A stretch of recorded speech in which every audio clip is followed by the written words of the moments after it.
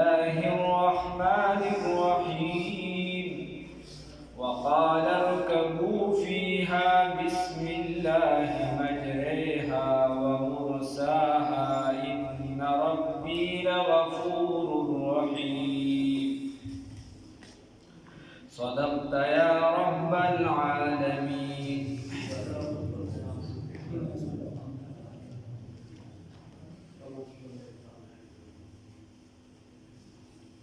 نوح علیہ السلام واقعہ شروع کتابونه لیکي وایي په پیغمبرانو کې زیات تکلیفونه د نوح علیه السلام ته ملو شوي دي. نوح علیه السلام باندې ډېر زیات سخت تکلیفونه راغلي تر دې چې دعوت به یې کله کو تبلیغ به یې کو نو خلک به راپاڅېد او واښه به یې د هغې په دوران کې به یې پرې ګزارونه و یو بابا او یو ورسره زوی و هغه روان او د پلار سره یې کونټۍ و بوډا نو نوح علیه السلام د بل طرف نه را روان د خپل بچي ته د پلار وایي زوی نوجوان و چې بچیه د دې سړي ګورې د ده په خبرو کې را نشي چرته د ده خبره ونه منې په دې کې چرته را نشي ګورې او ورته چې ښه نو هغه ته کونټۍ واغېسته او نوح علیه السلام یې په سر باندې و او داسې و چې د نوح علیه السلام د سر نه وینې روانې شوې دکه شان دا کله چې عذاب په دې باندې راته نو دا په هغه ورځو کې راغلی دی چې کله به نوح علیه السلام دې ډېر زیات و یو پېری و تبلیغ یې کو نو دې راپاڅېده ویې و چې ویې و یو هفته بېهوش شو بیا یې تبلیغ کو بیا یو بابا راپاڅېد او هغه و چې هغه څنګه و نو هغه د هغه ځای نه داسې په لوټکوشه راپرېوته ډېر بوډا نو زامن یې ورته ویل چې ښه زمونږ ستا د وجې زمونږ پلار چې دی هغه راپرېوته نو هغې بیا بشري کوو او ښه ډېرې وو نو بیا د هغې د لاسه ډېر وخت بېهوش شم څوک هفته یا دې څوک زیات او د هغې نه چې کله خشه بیا یې دعوت شروع نو الله رب العزت خو دې ډېر زیات شفیق هر پیغمبر شفقت کوونکي په خپل امت باندې ډېر زیات نو الله ورته لا تخاطبني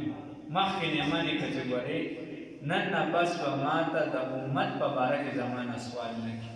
ځکه 950 سال دا په خوله باندې یادېږي چې یو کس دعوت وچلې دکه شان نورې په ده باندې ډېرې سختې راغلي دي په نوح علیه السلام باندې او چونکې د ده په امت کې جهاد هم نو معامله دغه شان او بیا نوح علیه السلام چې کله کښتۍ جوړه کړه او په دې کښتۍ کې ګرځېده نو نوح علیه السلام د خپلو ملګرو ته وایي وقال ورته وایي ارکبوا سواره شئ فیها په دې کښتۍ کې بسم الله په نوم د الله سره مجریها وخت د اجرا د دې د روانېدو د دې ومرساها او په نوم د الله دې ودرېدل د دې چې الله وغواړي نو دا به چې دی چېرته به په چپو کې یو خوا بل خوا چېرته به روانېږي په کوم ځای کې ودرېږي د الله په نوم سر به رسوي شروع د الله په نوم کوي یا مصدر میمی واخله دغه شان هم صحیح کېږي بسم الله په نوم د الله تعالی مجراها دغه هم صحیح دی ښه چې څوک دغه لفظ وایي دغه هم صحیح مجراها هم صحیح راځي مجراها روانېدل د کښتۍ په نوم د الله و مرساها او درېدل د کښتۍ په نوم د الله تعالی ان ربي یقینا رب زما لغفور الرحیم خامخا بېشکه بخښنه کوونکي او رحم کوونکي وهي تجري او ودغه کښتۍ بهم چې وړلی دي لره فی موج په موجونو کې کالجبال په شان د غرونو دا موجونه دا چپې دونه مضبوطې وي چې په شان د غرونو چې سړی دا سمندر په غاړه باندې ولاړ چې کومو کسانو مشاهده کړې ته پته هغه چپې څومره مضبوطې راخطا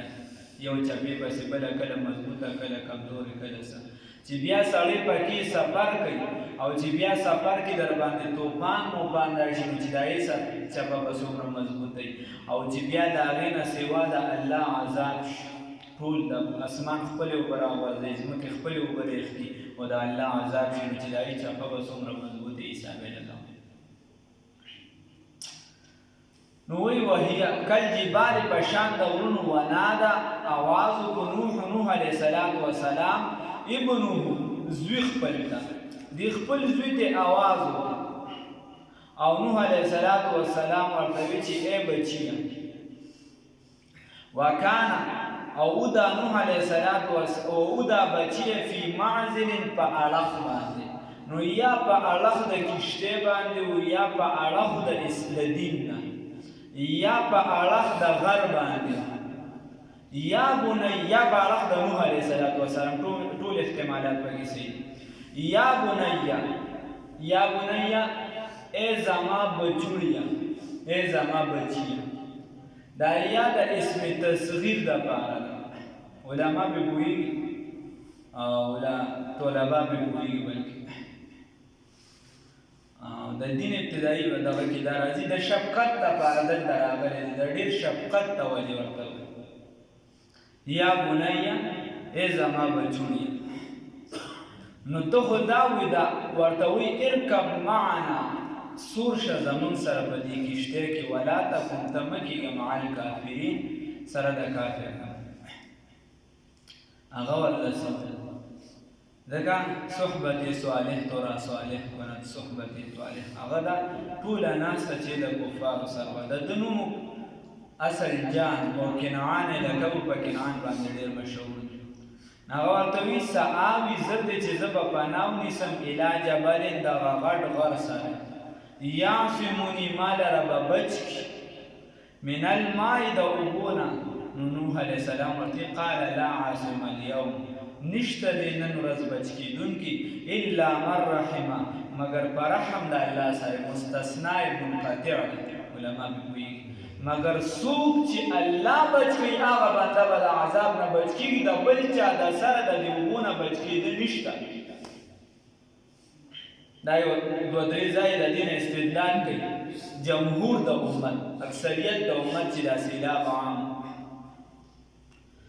وحال بینهما الموج او حائل شو په منځ د دوی کې موج چپا فکان بزدیو من المغرقین د غرق کېدونکو نه وقیل او وویل شو یا ارض ازمکي ابلعي ماءکي جذب کا راکاږه د خپلو اوبو لره و یا سماو او ای اسمانه اقلعي بندې کا خپلو اوبو لره وغیض الماء او کمې شوې اوبه نو کمې شوې نو ډایرکټ داسې چې بس ځمکې وچې کړې نه نو وی چې دي د کوم غر د پاسه د جودي غر د پاسه ودرېده نو هغې باندې اوبه هغسې شوي بیا ورو دې اوبه ځمکې ځان ته اوبه راخلي وقضي الامر او فیصله وشوه د کار د عذاب هغه کار ختم شو واستوت او برابر شوه دا کشتې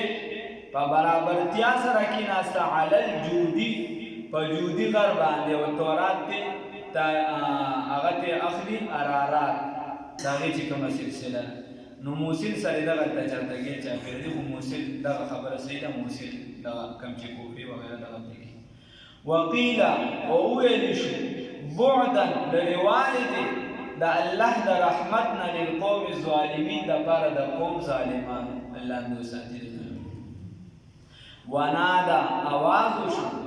وکړو نوح علیه السلام ربه رب خپل ته فقال نو ویل رب ای رب زما ان ابني یقینا بچی زما من اهلی د اهل زمانو وان وعدك ويقينا وعدست الحق ده حق ده وانت وتي احكم الحاكمين دا حاکمانو نه د غټو حاکمانو ته حاکم می د لوی حاکمانو نه نو دې کې خبره ده چې علماء لیکلي دي یو د قوم کې زدواله ډېر زیات ماته استمخ ویلو چې ابن کثیر صحیح روایت کړی دی هغه وایي چې یو د شل کالو یا د 21 کالو جینۍ وه نوجوانه او هغې سره په غیږ باندې ماشوم و دغه پیدا شوي د سینې سره یې جوخت نیسلی و. دا نوح علیه السلام ورته چې په ځان رحم وکړه، دین قبول کړه چې دا اوبو نه بچ شي د سیلاب نه. هغه ورته وایي ستا دین نه کم اوبه راغلې تر سینې پورې راورسېدې، نو هغه ماشوم یې لږ اوچت کړ، بیا یې سر ته چې علما لیکي تر اخر دا کتاب کې دا ابن کثیر چې کوم روایت کړی حدیث چې د ګوتو په دې سرونو باندې داسې ماشوم اوچت کړو چې تر څو ځکه اولاد په اولاد دی، هغې داسې اوچت کړو خو دین یې قبول نه کړ، بس خپله مرګ شو، دین یې قبول نه کړ. ضدي قوم ډېر زیات او تکبر به کې د ژوند په تکبر سره خپل پلار ته ووایي. نو د دې وجې ګوره چې بدانو سره صحبت راغی نو د پیغمبر زوی او د جهنم خشاب وګرځېد، جهنم وګرځېد. او اخوا سپی و چې کله د نیکانو سره صحبت راغی د هغې څوکیداري یې وکړله د اصحاب کهف، نو د هغې ذکر په قرآن پاک کې راغی، د هغې ذکر په قرآن پاک کې.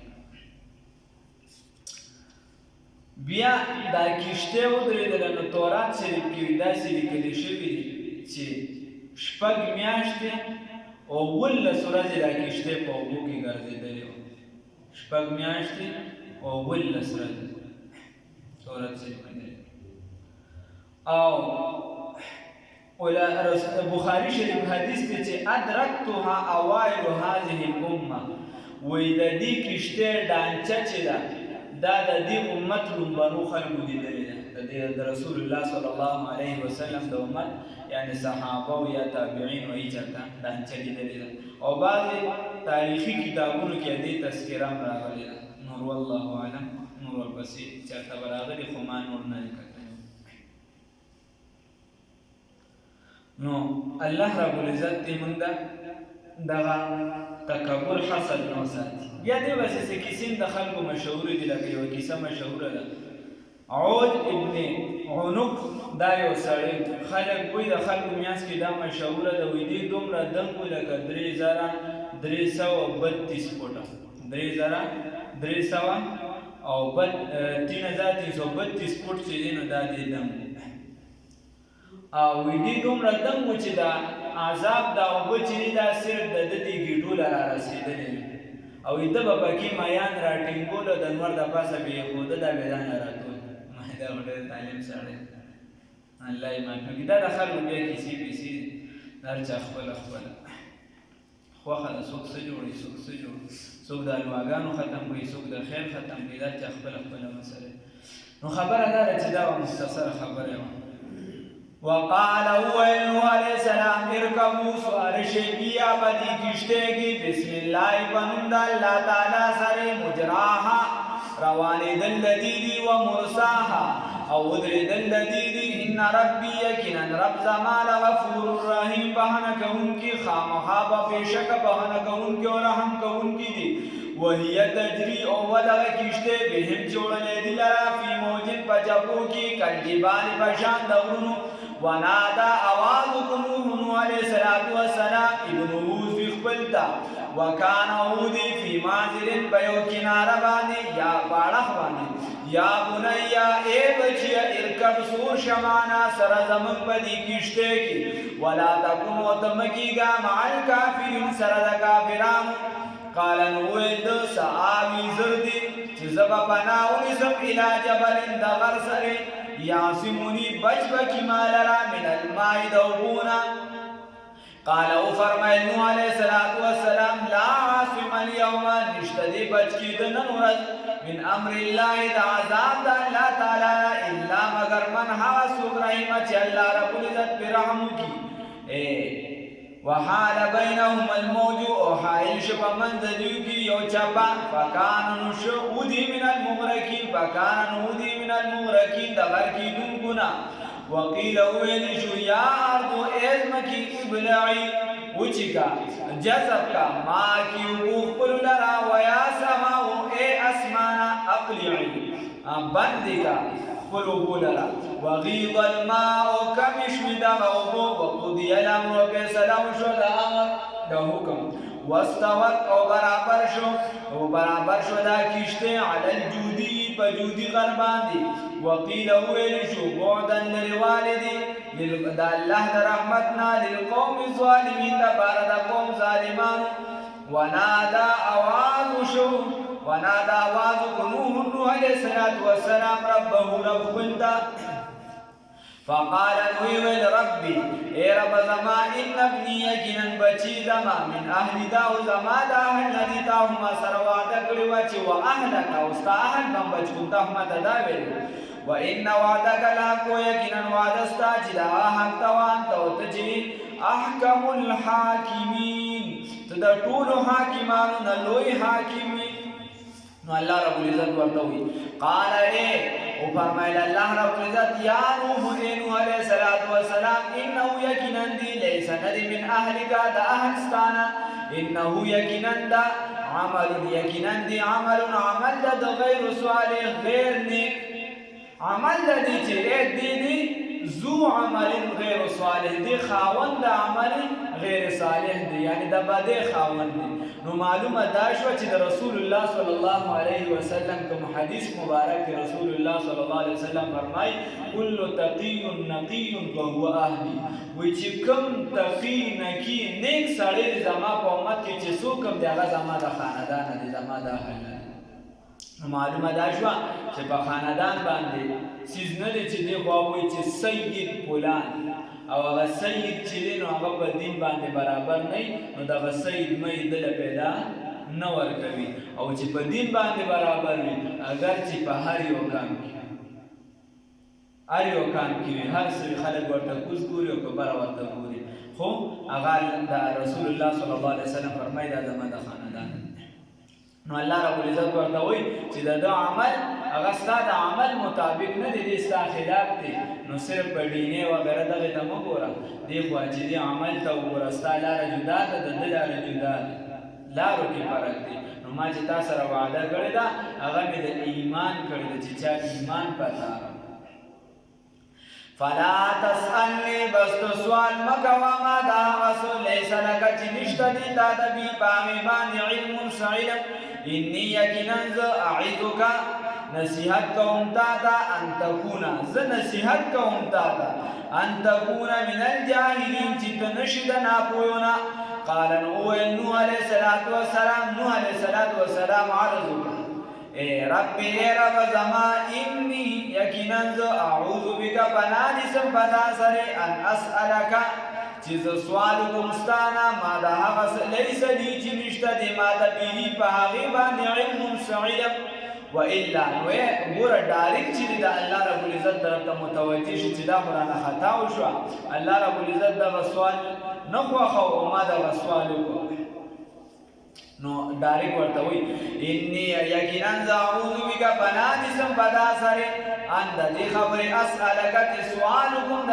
استانا ما دا هغه لیس لی به علم چې نشته دی ما تبع باندې علم و الا تغفر لي او کچرتا ما تبخنو نکلا وترحمني وتا ما باندې رحم نکو اقوم من الخاسرین زبا وګرځم د تاوانیانو نه وګرځم د دې وجه حدیث شریف کې راځي د رسول الله صلی الله علیه وسلم حدیث مبارک دی وشپک کا صدا سي چې باغی باندې لعنت وي رسول الله صلی الله علیه وسلم فرمایي چې شپک کا صدا سي چې ز په لعنت وي او الله رب العزت په لعنت وي او دا ز په لعنت وي نو د الله د پیغمبرانو دعا چې دا قبول شوه فرمایي رسول الله صلی الله علیه وسلم وی لومبی کس هغه دی چې د الله په کتاب کې د ځان نه زیادت کوي د ځان نه پکې خبرې را در نه کوي د الله په کتاب کې دویم نمبر هغه کس دی چې د الله تقدیر چې دی دې له جټکه ورکوي دا ختمه چې د الله د تقدیر دا رد کوي داسې بس کیسې پیسې دی دا مړه دا دی هغه دی هغه ایته رد کوي ورځي وي د الله د تقدیر داسې څیز نه دی یا چې د هغې نه انکار کوي یا هغې اهمیت نه ورکوي او دریم نمبر هغه کس دی چې هغه په زبردستۍ سره یو کس راوالي او په داسې یو منصب باندې کینی چې هغه د عزت منصب وي او هغه کس ته دی اهل نه یو کس سره اوچت کی او په یو داسې منصب باندې کینې چې هغه د هغې اهل نه وي نو په ده باندې د الله رب العزت لعنت دی ځکه چې ده وایي هغه کس یې پرېښوده چې کوم د دغې منصب اهل و هغې کې نه نو نو چې هغې کې نه نو دې یې کېنو دا کوم چې اهل نه نو د الله رب العزت پې لعنت دی او زمان پې لعنت دی او وی څلورم نمبر رسول الله صلی الله علیه وسلم فرمایي چې کوم کس یو څیز وي حرام او دې حلال کړي یو څیز وي حرام او دې حلال کړي او پنځم نمبر په طور خاص وی چې کوم زما د اولاد نه وي زما د خاندان نه وي او دې چې دې حلال یو څیز حلال وي د یو څیز حرام یو دې حلال کړي په ځان باندې ځان ته چې سید وي او بیا د قرآن خلاف ورزي کوي قرآن شهیدوي بیا چې دې ګیره وي بیا چې دې په مزاراتو باندې چرسونه څکي نو رسول الله صلی الله علیه وسلم فرمایي چې کوم زما د سوي زما د خاندان نه وي او یو څیز چې دی هغه حلال وي حرام وي او دې حلال کړي د الله رب العزت په لعنت دی او شپږم نمبر چې زما سنت پرېږدي شپږم نمبر رسول الله صلی الله علیه وسلم فرمایي چې د الله په لعنت دی زما په لعنت دی او د پیغمبر دعا قبوله شوې ده چې زما سنت کوم کس پرېږدي هغه لرې کړي شاته وغورځي من ترکه سنتي مشکات شریف حدیث دی الله قیل نو ویل شو یا نوح اے نوح علیہ الصلوۃ والسلام اهبط کوشد کشتنا اهبط کوش بسلام بسلامتیا سره منا زمند جانبنا و برکاتنا و برکاتونو سره علیک بتا باندې وعلى امم او دغه ستا په دې خاندان باندې ستان په دې خاندان باندې د هغه ای وعلى او په هغه چا باندې امم چې خاندانونه دي ممن د هغه چانه معك چې سره دستا دي و امم او په هغه خاندانونو باندې سنمتعهم زردي چې موږ به عیش ورکړو دي لره و امم او هغه خاندانونو لره چې په اسلامو د دیو کې نو معلومه دا شوه یو توجیه دی چې دا جوړوي چې د عذاب عام د عذاب عام و امم هغه امتونه چې په اسلامو د دیو کې چې وروسته به قامونه راځي خاندانونه به راځي دا چې دا سر کوم مخصوص خلک دي دا به د دې د پوښ تر نه راځي ځکه علما لیکي وایي دا ترکیان چې دي دا د یافس د خاندان نه دي او هندیان چې دي دا د هام د خاندان نه دي دا هندوستان دا ټول چې پاک او هند وغیره پکې شامل دي او سام چې دي دا عرب چې کوم دي او فارسیان چې دي دا د سام خاندان دی او یاجوج ماجوج دغه چې بیا یې یافس په خاندان کې راوستي و امم او خاندانونه چې په اسلامو د دیو کې دي سنمتعهم زردي چې ژوند به ورکړو دي لره عیش به ورکړو دي لره ثم یمسهم بیا به مسه کړو دي لره بیا به مسه کړي دي لره منا زموږ د جانب نه عذاب علیم عذاب دردناک چې کفر وکړو بیا به عذاب دردناک ورکړو تلک دغه واقعات من انباء الغیب د انباء د غیبونه د خبرتیاو د غیبونه دي نوحیها چې وایي کیږي الیک تا ما كنت نوی تو تعلمها چې تا د علم په دې باندې انت تو ولا قومک ونه قوم ستاته من قبل هذا مخکې د دینا فاصبر بصبر کوا نو دا ګوره تاسو ته ما ویلو چې دا ټول دا رسول الله صلی الله علیه وسلم د تسلی ورکړي چې په دې واقعاتو صبر وکړه نتیجه د تاسو د ورته وي اخره کې ورته نتیجه وي ان العاقبه یقینا خانجام للمتقین د نیکانو د پاره څنګه چې الله نیکانو بری ومنته دلته بم چې دا د مکی ابتدایي ژوند دی بیا بری ستاسو دی الله رب العزت د مسلمانانو اتحاد او اتفاق نصیب